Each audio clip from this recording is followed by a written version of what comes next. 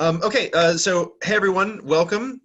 Thank you for being here, and I'd especially like to thank Rogelio y Cardona-Rivera, who is our guest speaker today, the first guest speaker of the semester. The way this came about was when I was making this syllabus, I said, you know, this is a weird, terrible semester because everything's happening on Zoom when we wish we could be doing it in person, but this affords a really unprecedented opportunity for me to just email people and say, hey, you want to come guest lecture? Because for once we don't have to fly people out like we normally would. So thank you so much, Rogelio, for being willing to do this. Yeah. Rogelio is an assistant professor at the University of Utah in their Entertainment Arts and Engineering program, and is also my academic sibling. So we had the same PhD advisor, so we have kind of a similar background. And I won't say too much more. I'll let Rogelio introduce himself, and he's got the presentation that he prepared for the paper that we just read on Friday that he was going to go through briefly, and then we will just have some discussion time. So thank you so much, Rogelio. Take it away. Yeah, I'm very happy to be here. Good morning, everyone. Yes, I will apologize up front. I haven't seen these slides in a long time, so it's going to be an interesting experience for all of us here as we just try to recover what the heck I was trying to say in this paper and in this presentation. So if you see me act surprised, that's why. So as Stephen said, I'm Rogelio, part of the Entertainment Arts and Engineering and School of Computing at the U, and the paper Desiderata for a computational model of human online narrative sense making. Okay, here we go. So, here we go. All right. So broadly, with notable exceptions, primarily coming from, my academic siblings and beyond, there's a missed opportunity in terms of AI and narrative work in that broadly, it ignores cognition and narratology. So what that means is that in seeking to create these AI systems that either tell stories or understand stories, they broadly don't accommodate perspectives from cognition and narratology that are relevant in the practice of telling stories and hearing stories. So humans are our primary example of narratively intelligent systems. A book that I kind of reference a lot is this book, On the Origin of Stories by Brian Boyd, which is a cheeky take on, on the origin of the species, which broadly argues, what are the evolutionary forces that guide, the machinery in our heads to be able to tell and understand stories. Does anyone know why? Out of curiosity, anyone want to guess why? This is a non-rhetorical question. I mean, it's rhetorical if no one answers, right? Come on, somebody be brave and jump in. What was the question? Wait, why what is the evolutionary reason for why? No, why is it that we tell stories? Like, why is it that evolutionarily we tell stories? To communicate with people. Well, sure, but arguably storytelling is pass our knowledge along. Interesting. We can pass our knowledge in ways that aren't based in stories. I would maybe specifically to convey knowledge about sort of procedural things. Ooh, interesting. Like to communicate something about processes. Yeah, or something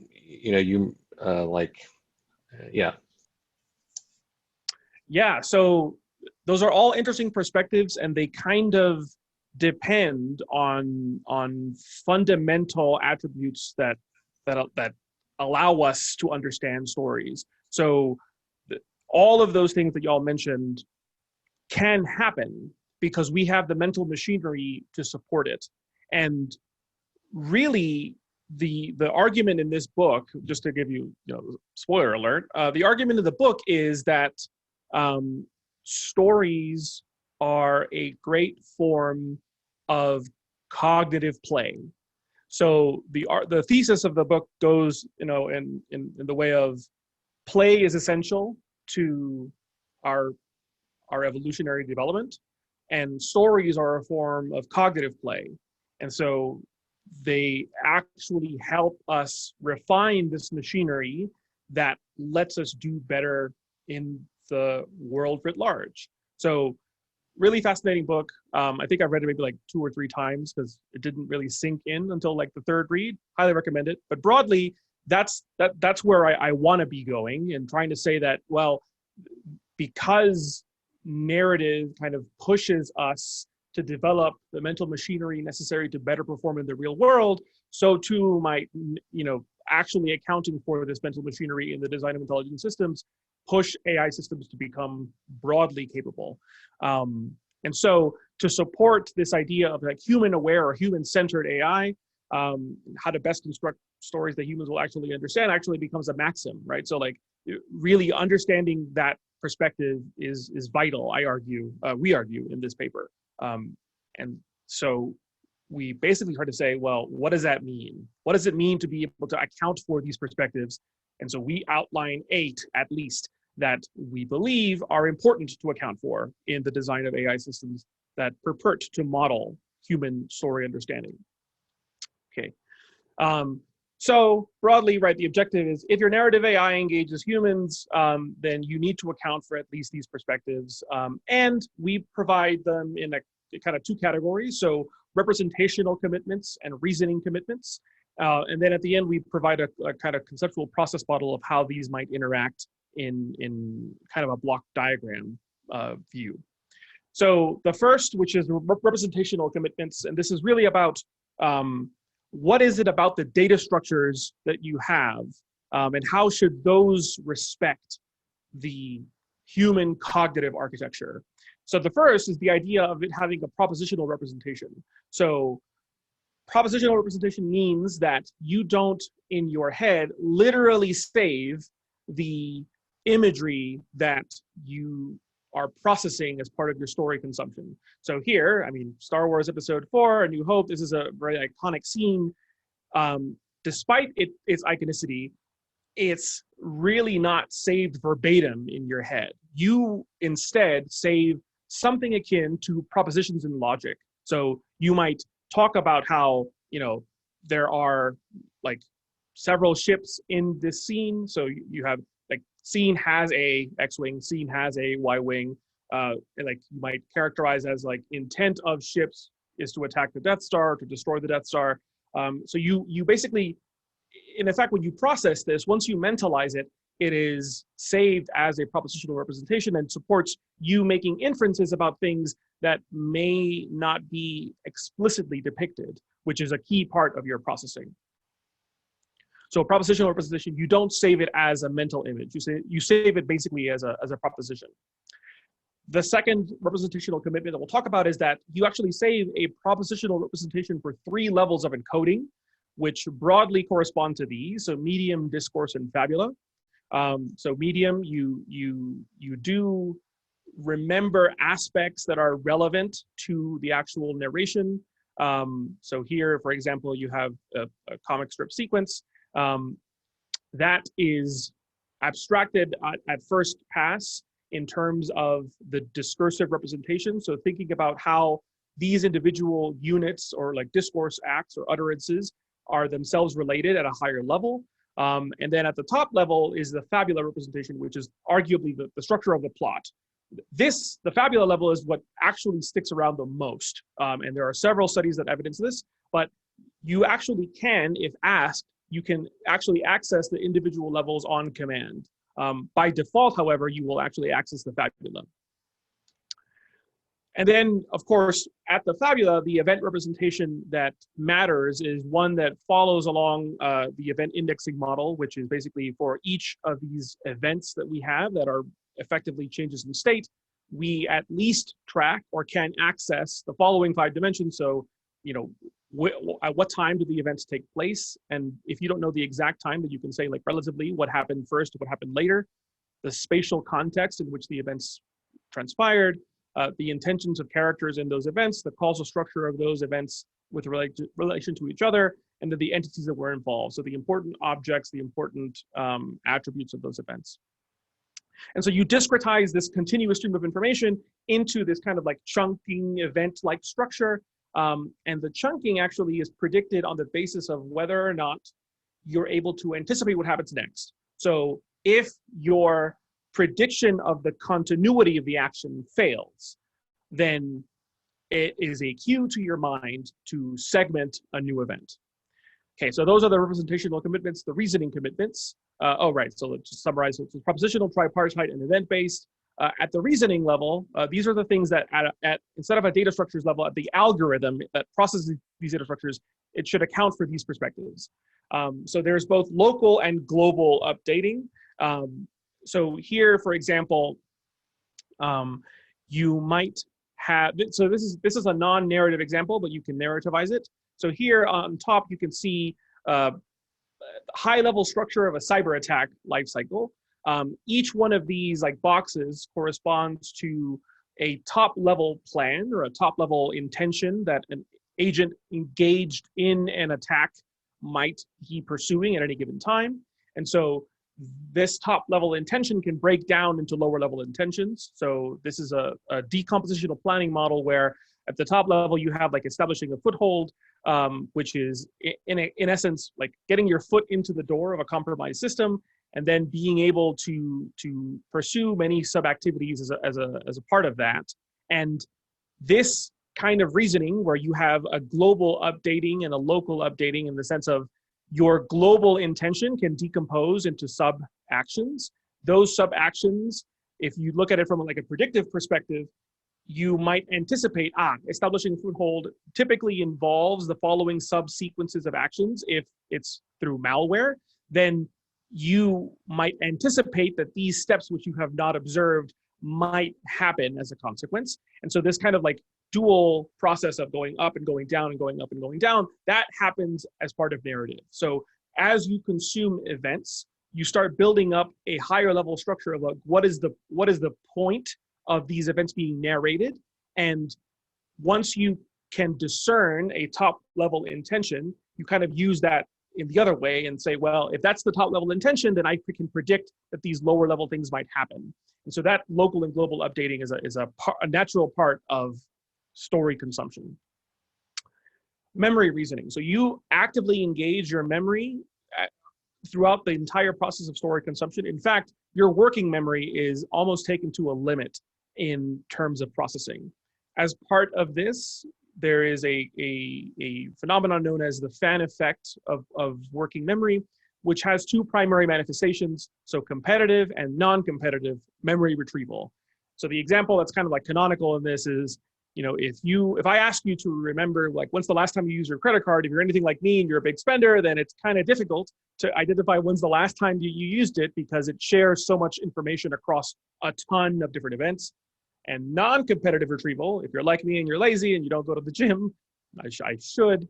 The fact is I can remember acutely when was the last time I went because it just is so distinctive in memory. And so accounting for the fan effect becomes important as you try to model it during narrative consumption. And in fact, memory underpins at least suspense, surprise, and inferencing. Suspense because if you don't know or don't remember that a character can use something to get out of a sticky situation, then you may feel a heightened sense of suspense. And the reason why you need to be able to remember it and as part of this process is there should be an antecedent in your head for why the character can get out of a sticky situation. Otherwise, it becomes Deus Ex Machina, right? So like suspense actually depends on memory and causal antecedents. Surprise is a similar phenomenon. If you don't remember that, what the character can use to get out of a sticky situation, then when it comes back, it's a surprising moment, right? So like suspense might be resolved through a surprising event. And inferencing, which I kind of have been alluding to all this time, this idea that as you are manipulating things in your head and as you are recalling things that are relevant to the currently depicted situation, you might infer what happens next or not. So inferencing is also a key part. I've been alluding to it all this time. Broadly, there are two kinds. One is bridging. So here, there was a boy named Jim. Jim wanted to eat a marshmallow, lit a fire, but the surrounding brush was not cleared, and Jim quickly put out the fire. There's an inference there that the brush caught fire, right? Ultimately, that was not explicitly narrated or explicitly mentioned, but it was alluded to and supported by the story. And you do this all the time. This kind of, you bridge the gap from a change in state that wasn't explained. Elaborative inferences depend on scripts. So, Jim ordered food from the waiter, and there's the restaurant script's kind of canonical at this point. You sit down at a restaurant, you receive the menu, decide what you want. You can expect that someone will order food. Question answering, which I'm not going to get into because there's a ton of detail here, but ultimately your mental representation should afford the opportunity to answer questions about the story. And so there's an entire model about this that we've been discussing in the literature now for several years, of the Quest cognitive model of question answering. So ultimately, you can ask questions to this data structure from a Quest model. You can ultimately traverse this graph-like structure to identify candidate answers to questions. And then those become normatively predicted answers. So these are question answers that the Quest model predicts could serve as reasonable candidates to answer your question. And then the conceptual process model, which is the last bit of it. Right, so updating memory, inferencing, question answering. This is the full model. Ultimately, we can imagine that an author on the left-hand side has this idea of a fabula, a plot-like structure that is ultimately pruned to some extent in the author-imagined discourse. So they imagine a plot that they then process or morph into a sequence of utterances or discourse acts that are then ultimately narrated in some medium. And on the other side, it's kind of like the reverse process. So the story consumer actually uses the narrative to understand the discursive structure that then leads to the plot being built inside their head. So the plot itself actually never is fully materializable because it exists entirely in your head and is communicated through this narrative medium. Okay. Right, so it's constructivist and artifact-based. So you use the artifacts to build up this representation, to construct it in your head. And the desiderata then contains the full 8 items, so you can see the paper for all those glorious details, which I'm sure you all have. That about does it for me. The rest of the time is entirely for y'all to ask questions. So I recognize that it was super quick, but hopefully that's not too not understandable. No, that was great. Thank you. And we've already done a good read through and summary of the paper as well. So this, I think, was a really helpful sort of refresher on that material since we've had a weekend in between. Cool. Okay, I've got a handful of questions prepared that I will ask if nobody has any, but now is the time to jump in and ask either questions about this paper or just questions in general. The reason that I asked Rogelio to come today specifically was Rogelio is very broadly knowledgeable about not only the field of interactive storytelling, but also other related fields, especially cognitive science. And so if anyone, this now is a good time to ask sort of general questions about what's coming up in the class. And given, keeping in mind that we're a little ways away, but you will eventually need to sort of define a project and implement and present that project. So if you have questions that might, now would be a great time to get advice from someone who would give great advice.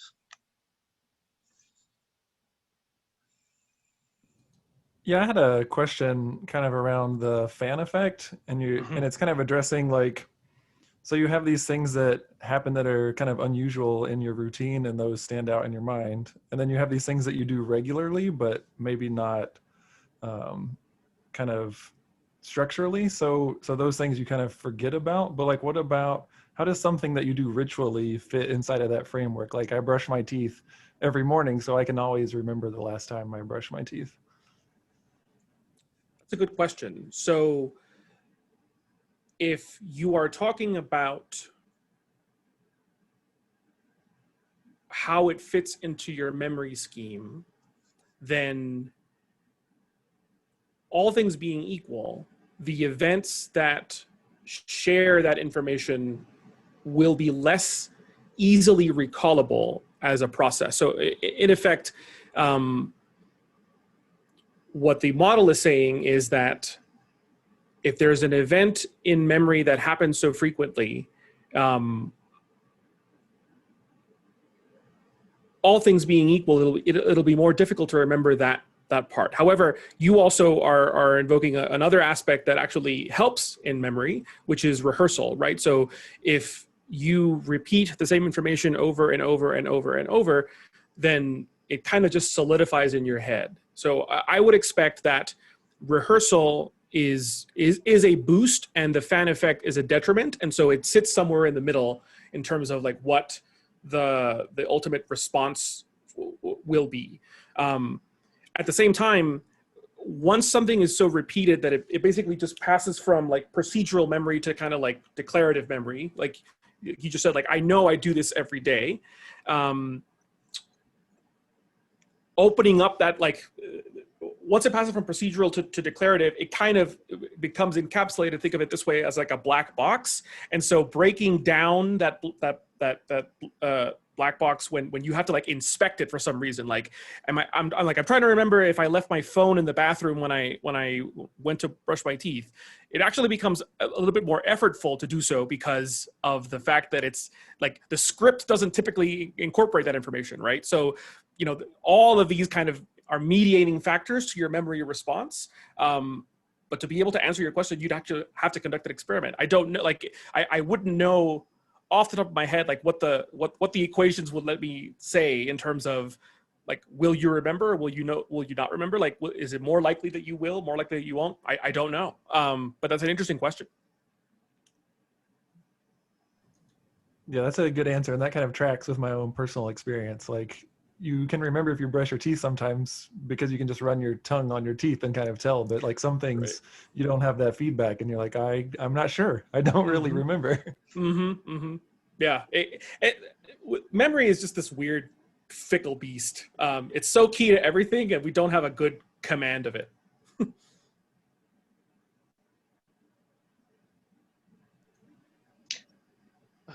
I remember reading something, you probably know more about this, that said that when you recall events, sometimes if you haven't recalled something in a long time, the first time you recall it, you actually have a more accurate knowledge of it than you do in subsequent recalls, because basically each time you recall a memory, your brain will actually change the memory. And I'm not sure how this fits exactly into this, but it seems somewhat related to what you're talking about. Yeah. So yeah, like I said, memory is a fickle beast. Yeah. Yes. So this is speaking to the idea that memory is constructive. So you don't, because you don't store the verbatim representation of the event or whatever it is that you're trying to remember, you are forced to basically mentally construct the events that you want to recall every time. There's this phenomenon in memory known as like gist memory. So gist is ultimately like when people say, do you get the gist of it? It's like this like ephemeral essence of what the event is. That's arguably the most accurate thing that you can latch onto to begin that construction process. But because it's constructed, every time that you access it, you are not guaranteed to get the details right. So it's not that it is not that by virtue of being constructed, you are guaranteed to morph it. But if you morph it a little bit, again, with the idea of rehearsal, right? Like every time that you morph it a little bit, the memory just becomes a little bit different in your mind. And then it can just, you know, if you've ever seen this on like on a map, right? Like when you're 1 degree off, which doesn't seem like a lot in the short term, but once you like extrapolate out, it's quite the distance that you're off by. So that's kind of the same idea with memory here. Hopefully that makes sense. It does. And I had a quick question. I'll let other people ask if they have any, but when you mentioned that the book that you mentioned, the origin of the story of on the origin of stories, yeah. On the origin of stories, you said that the authors argue that the evolutionary purpose of narrative is essentially cognitive play, but doesn't that kind of push back the question of why cognitive play provides an evolutionary advantage? So do they Mhm. do they address that? Yes. So the broad idea there is that if you're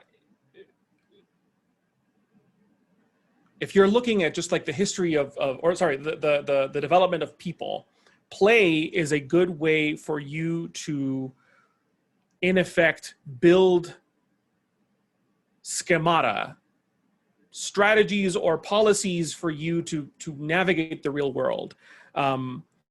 Cognitive play is an effective way for you to expand your capacity to build schemata or policies to navigate the real world. So, as you know, like, you are not required to read solely nonfiction. You can imagine alternative possible worlds that never will exist, or do not exist and maybe never will exist. But the act of rehearsal of those completely fictitious scenarios basically just pushes your brain to entertain concepts and entertain ideas that ultimately flex it in ways that maybe you wouldn't be able to flex in the real world. And as a consequence, you basically just build up the capacity to build mental models, the capacity to perform inferencing, the capacity to answer questions in ways that maybe you wouldn't be able to normally. And that in turn then just gives you the capacity to build better mental machinery to navigate your real world. Does that make sense? Yes, yes, it does. Thank you. Okay.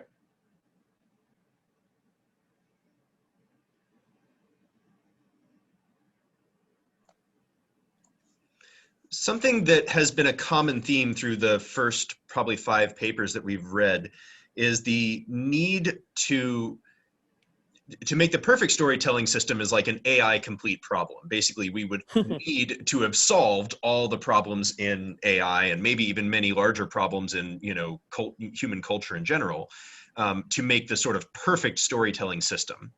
But we're not there yet. And so in the meantime, any system we build is going to have to dramatically oversimplify a lot of things. And Sorry, my camera does this, like, I'm still here. It's just like, it does this. Sorry, continue. Okay, that's fine. So, you know, any interactive storytelling system that we're going to build in the near term is going to involve a lot of oversimplifying the world, you know, discretizing, making simple things that are complex. And, you know, we read the Martin Smith critical technical practice paper. And so what things we decide to simplify and how we simplify them can make a big difference both for the quality of the system and, you know, ethically in terms of the impact that it has and the relationship it has to whatever culture those stories are drawn from or consumed in. Mhm. What are some systems that you think do a good job of simplifying, like in terms of what they chose to simplify and how they chose to do it? Like they still told good, interesting, interactive stories, and they simplified the real world in a way that was ethical or reasonable or helpful.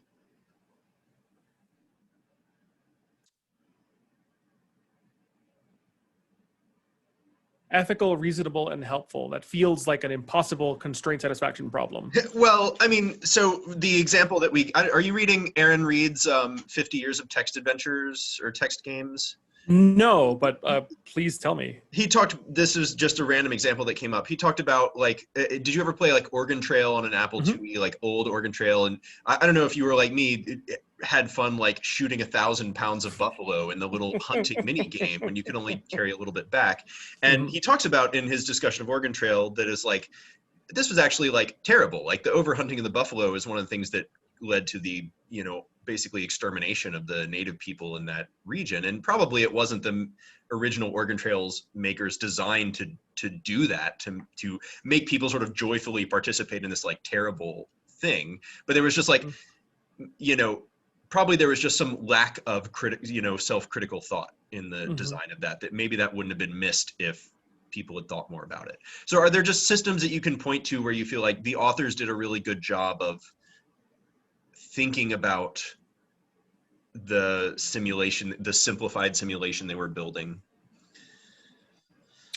That's really interesting. So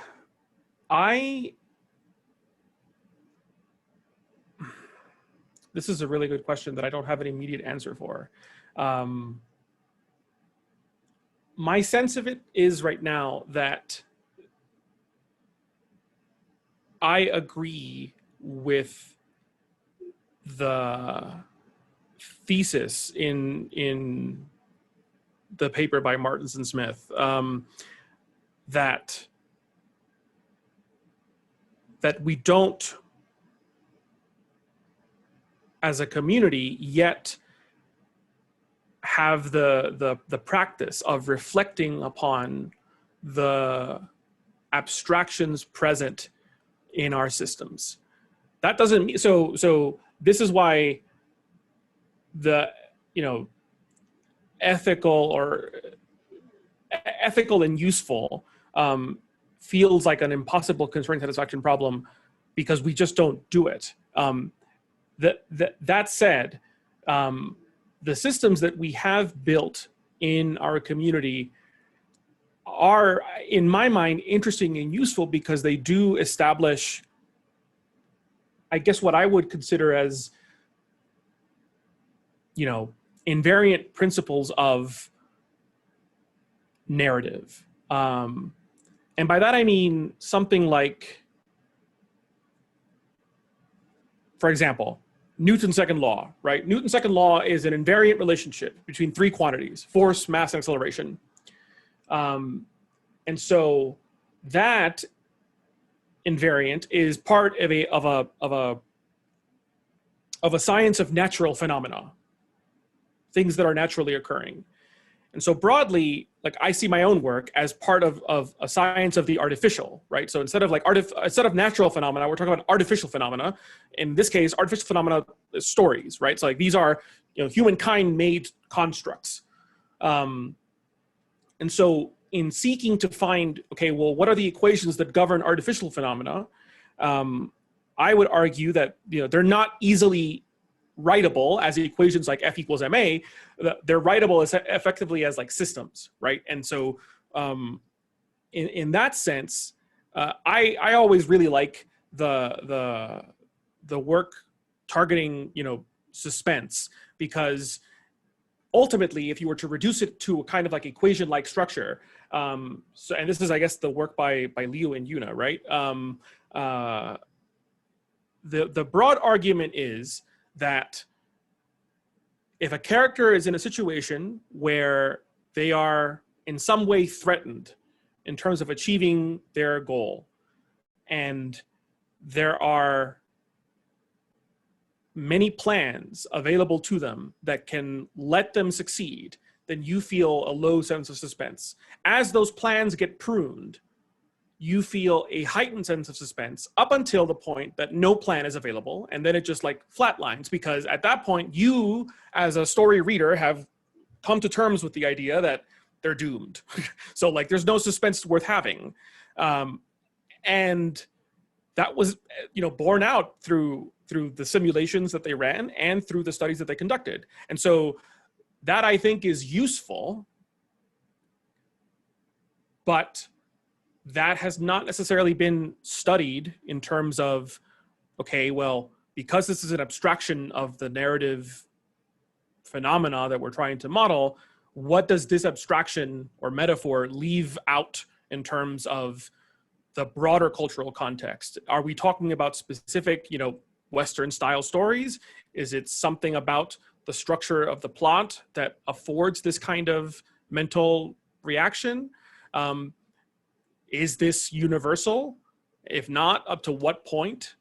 So like, you know, and as I recall, their domain was James Bond stories, right? So they had like, which have this expected structure of good guy is in a corner, but Bond is so clever, he finds a way out despite it looking impossible.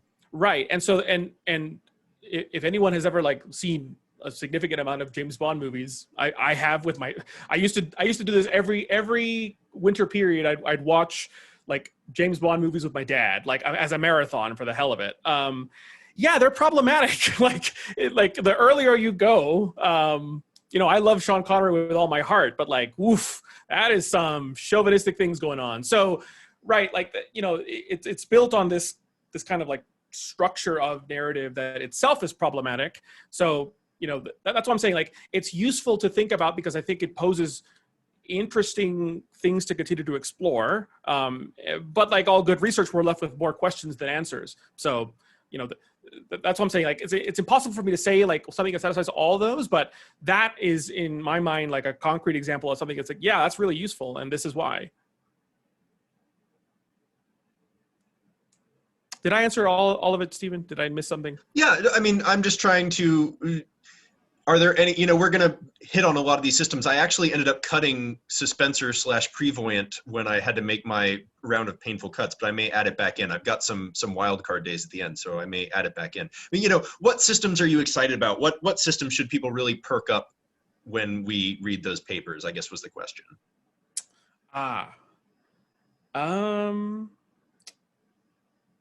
Wow. I mean, I hate to hedge like this. Ultimately, it depends on what you want. I mean, I personally am most excited about interactivity. Like, I think there are a lot of really cool things to be done when you're dealing with environments that are dynamic and react to you.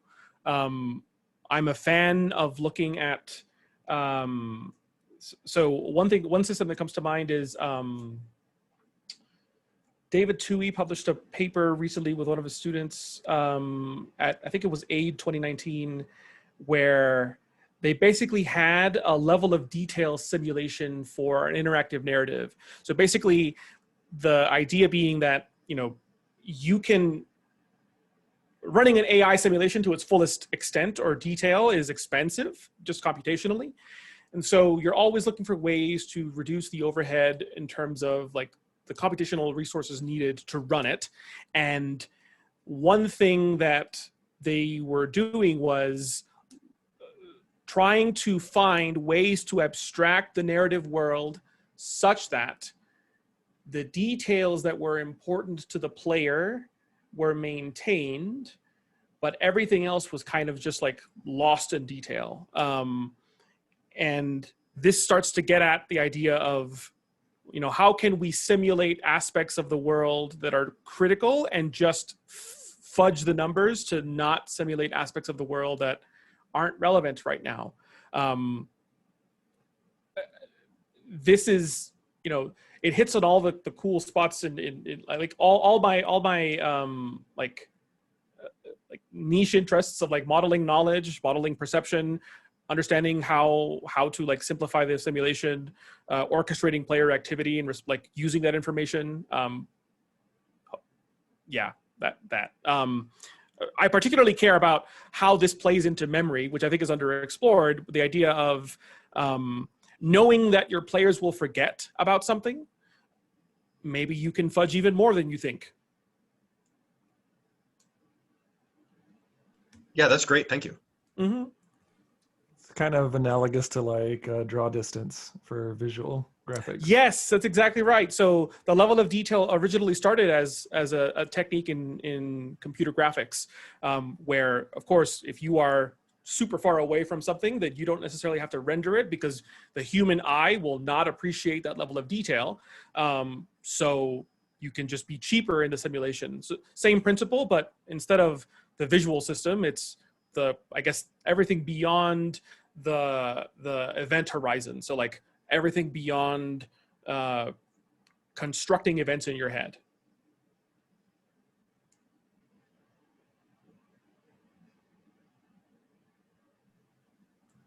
So I have a question that I've had some trouble putting in my head in a way that relates closely to the paper, but it's a little more related to the Martins and Smith paper, in that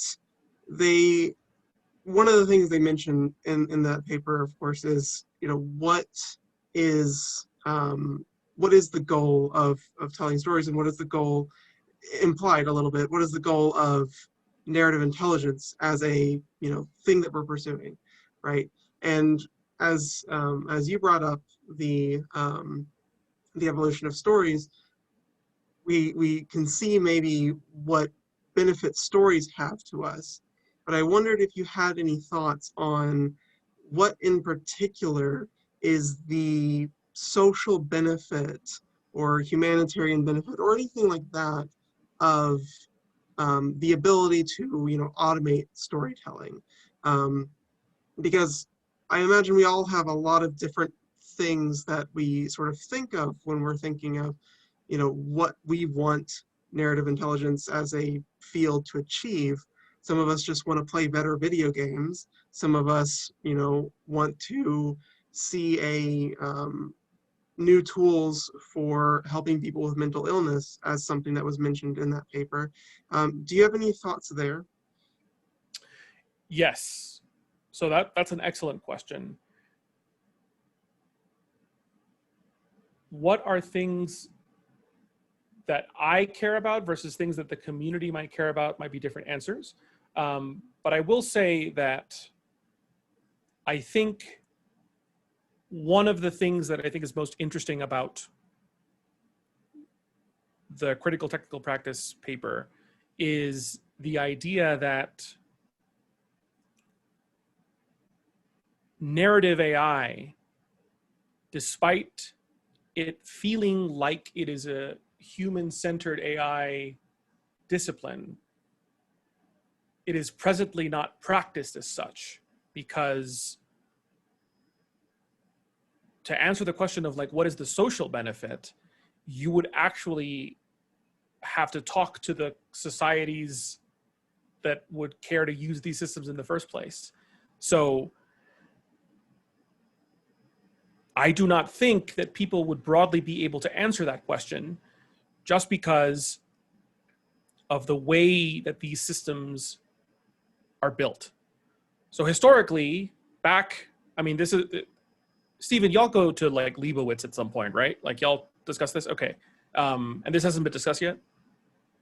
No, but it's coming up soon. I want to say Okay. maybe like 3 or 4 class periods from now is Leibowitz.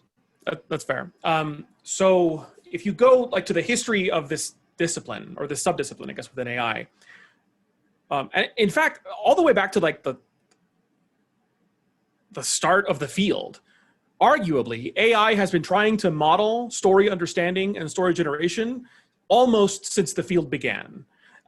It's been touted as this kind of like grand challenge of AI. And as Stephen mentioned earlier, it's this idea that it feels like an AI-wide problem. Now, the way that this has been pursued in the past is honestly through introspection.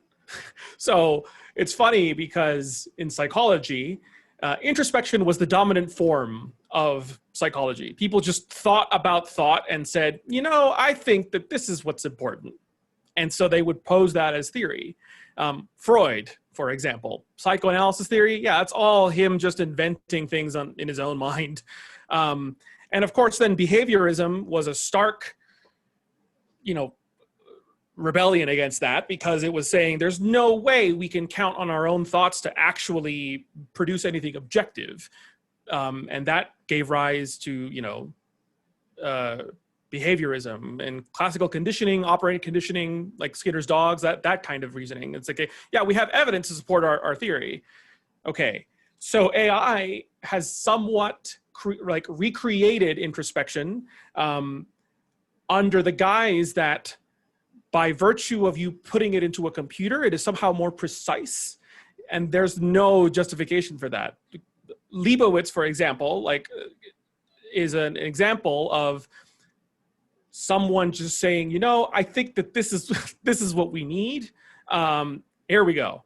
After like the heyday of introspection, we came to what I think of as like the current state of us as a field is rational reconstruction. So we look to other disciplines, to like narratology or cognitive science, for example, or even books on practice for narrative design, like for filmmaking, and say, you know, these folks who study narrative have all these theories. Let's create computational simulations of them.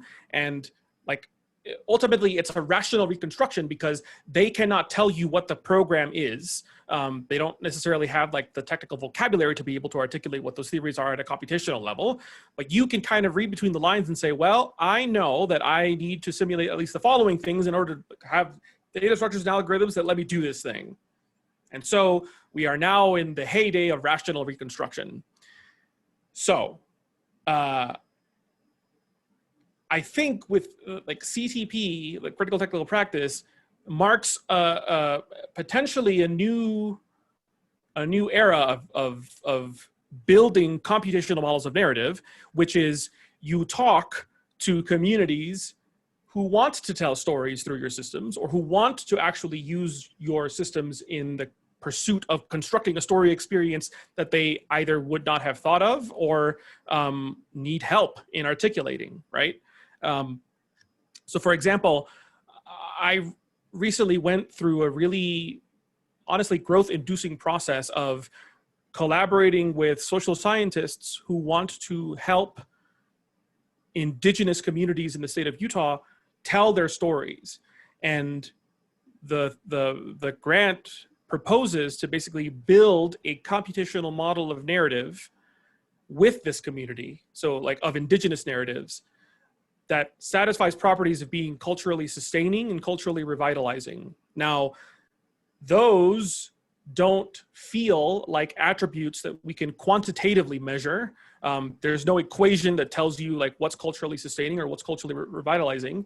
So in a sense, we're trying to build a model of narrative knowledge representation that's assessed qualitatively. And that is honestly the best example that I can give you, because it's the only one that I have done, of trying to like talk to a community whose stories we want to tell for specific audiences in a way that actually enables this community to do something. Now, presently, I have heard other arguments for why these models of narrative might be interesting. So I mentioned one kind of in passing earlier, the idea that I can't necessarily build this story because I don't know what it looks like or I don't know how to build it. So having AI tools as collaborative partners is another reason why someone might look to AI, because of course they can crunch through numbers and they can possibly broaden the space of ideas that we may or may not have thought of, or help us basically just do this kind of like back and forth, or the technical term for it, like a mixed initiative process of we take turns trying to build on a common canvas, like what this narrative is like, to try to get somewhere interesting that maybe I didn't know. Like I knew what kind of story I wanted to tell, but I didn't know the full details. And so this helps me fill in the blanks. But I also want to say something about pushing us to think of AI or models of narrative in a way that maybe goes like unnoticed. So if you think about who here has used any kind of like movie editing software, I'm curious.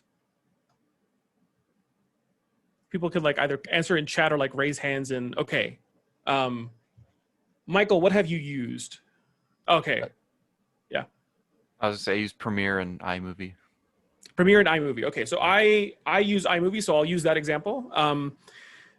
So iMovie, for those of you who don't know, is a film editing program that comes bundled with the Mac operating system. If you've used Windows Movie Maker, it's roughly comparable to that.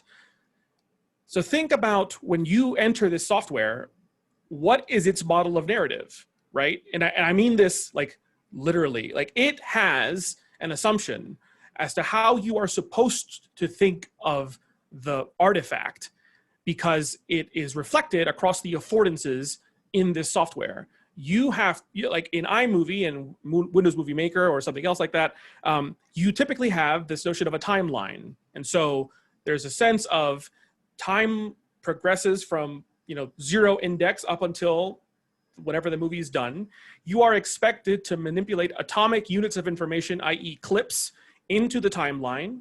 You can do certain things with it. And so all of this presumes that you think of these constructs in the way that the software designers think of them. In essence, it's computational model of narrative. It's not like AI based, it doesn't build things with you, but it has an assumption of what the data structures are and what the algorithms are to build this software and to make it available. They have to code it, right? So, same with like Microsoft Word. Microsoft Word assumes that you are like your writing process must obey the idea that it's like a blank document in front of you. You have tools at your disposal available at all times, But if you don't compose movies like that, if you don't think about movies in that way, and you don't think about, let's say, text documents that way, then that software is not built for you. So for example, we, like maybe in Western society, typically have the idea that time flows from us going forward. And so time in the future is in front of us. Time in the past is behind us, right? But there are some communities, particularly West African communities, that think of time completely differently. And so in their view, time time in the future is behind us because we cannot see it. Time in the past is in front of us because we have seen it. And so in essence, when they use these tools, they might not even know how to begin to engage because it's just not built with that in mind. Same too with people that that didn't grow up with like Western notions of music, right? So the 4/4 scheme is thought of, in fact, musical notation is thought of as like a universal language, but not all music fits neatly into these patterns. And so when you jump into a software like, for example, Ableton, which is like for mixing music, you're faced with the grid system. The grid system is maybe not a natural way for you to compose music. And so all that to say, I think in summary, two things. One, that we are entering an era of wanting to build computational models of narrative to build stories with communities of practice that want to build, that want to tell their stories and want to listen to these stories. And two, I think there's great potential for broadening our idea of what these AI models are actually good for, more than just automatically composing stories, but as a way to think about storytelling itself.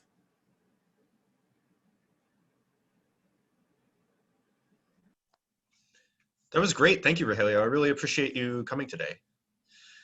We're sadly over time, as much as I'd love to just keep going. Any, like, I don't know, 1 minute of closing remarks for a group of people setting off on this, odyssey of reading interesting papers on kind of a strange AI topic? Oh, I would say don't take anything at face value, question everything. I think that it's going to push this community to greater heights. Well, thank you so much for coming and speaking today. Oh, you're very welcome. I'm happy to be here.